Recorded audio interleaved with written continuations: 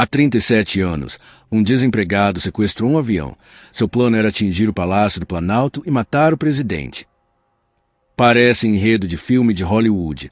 Um tratorista fica desempregado, revoltado com o contexto sociopolítico do país, decide sequestrar um avião com o objetivo de fazê-lo colidir com a sede do governo federal, matando o presidente. A fantástica história que abalou o país em 29 de setembro de 1988. Foi no voo VASP 375, que fazia a rota Porto Velho a Rio de Janeiro com 4 escalas, Cuiabá, Brasília, Goiânia e Belo Horizonte, com o avião Boeing 737-317. Naquele dia, contudo, houve pânico entre os 110 a bordo.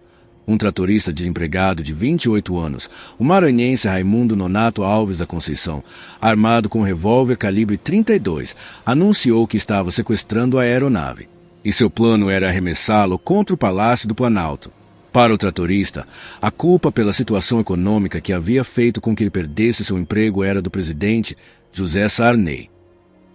De acordo com dados do GSEAD, naquele ano o desemprego no Brasil oscilou entre 9% e 11%. A inflação era galopante, em média, 17,7% ao mês. Conceição trabalhava em empreiteiras de construção civil. Comprou a arma e embarcou no último trecho do voo, que decolou às 10h52 no aeroporto de Confins, região de Belo Horizonte. 20 minutos depois, já no espaço aéreo do Rio, começou sua ação. Deixando claro que se tratava de um sequestro, ele disse que queria entrar na cabine de comando e baleou um comissário que tentou impedi-lo. Conceição disparou vários tiros contra a porta da cabine. Um deles atingiu outro comissário, outro acertou o painel do avião. Com receio de que a situação se tornasse ainda mais descontrolada, a tripulação decidiu ceder a ele acesso à cabine.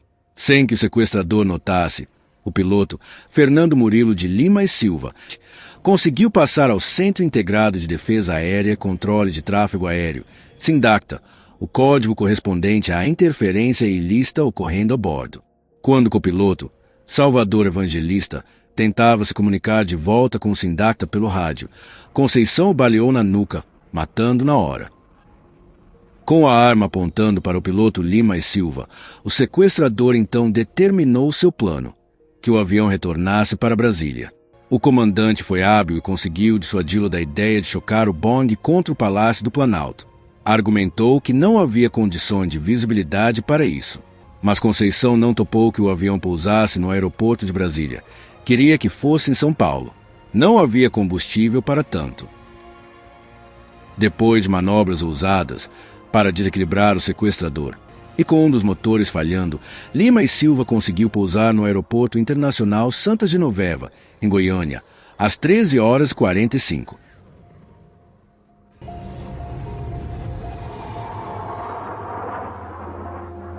Foram horas de negociação em terra.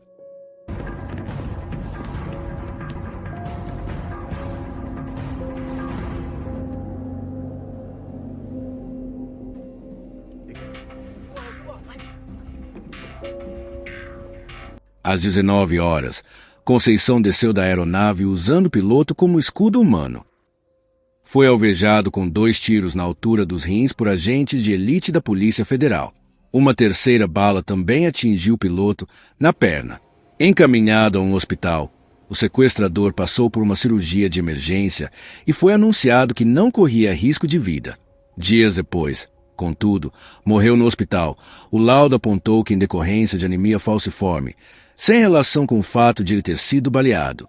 O caso se tornou um marco histórico da aviação brasileira. Difícil dizer se houve erros quando alguém mal intencionado e uma circunstância inédita acontece.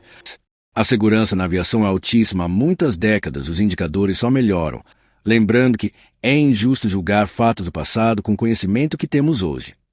Mas, a rigor, pode-se dizer que os fatores que contribuíram para o caso dificilmente voltariam a se repetir hoje em dia. Com a invasão da cabine de comando de uma aeronave comercial por um passageiro armado, é praticamente impossível pensar que o aparato de segurança aeroportuária atual seria permeável a ponto de alguém entrar armado a bordo sem conhecimento do comandante da aeronave, sem seguir rígidos protocolos de verificação. Além do mais, desde depois do ataque de 11 de setembro de 2021, Nos Estados Unidos, as portas das cabines permanecem fechadas praticamente todo o tempo, só são abertas mediante protocolos muito rigorosos e são blindadas. Atualmente, a questão é tratada com mais cuidado, com treinamentos periódicos que preparam pilotos e comissários para eventuais enfrentamentos, desde casos de passageiros indisciplinados que põem em risco a segurança do voo até situações mais específicas potencialmente fatais, como sequestros. O comandante do voo da VASP, no caso, foi um exemplo de profissional e se tornou um herói. Mesmo com o primeiro oficial, o copiloto baleado, ele foi hábil e extremamente equilibrado para conduzir o sequestrador ao longo da ocorrência, evitando um desfecho que poderia ser catastrófico. A aeronave pousa e os passageiros e tripulantes saíram ilesos, assim como prédios públicos e pessoas em terra, que eram alvo do sequestrador. A forma como conduziu uma situação extremamente incerta e grave, as manobras que fez para desestabilizar o sequestrador, a perícia e o profissionalismo e a capacidade de trazer a aeronave de volta ao solo com segurança. Contudo, que as melhorias de segurança de voo só foram implementadas de fato após o 11 de setembro e não depois desse fato brasileiro. Texto e edição: Alessandro Nunes.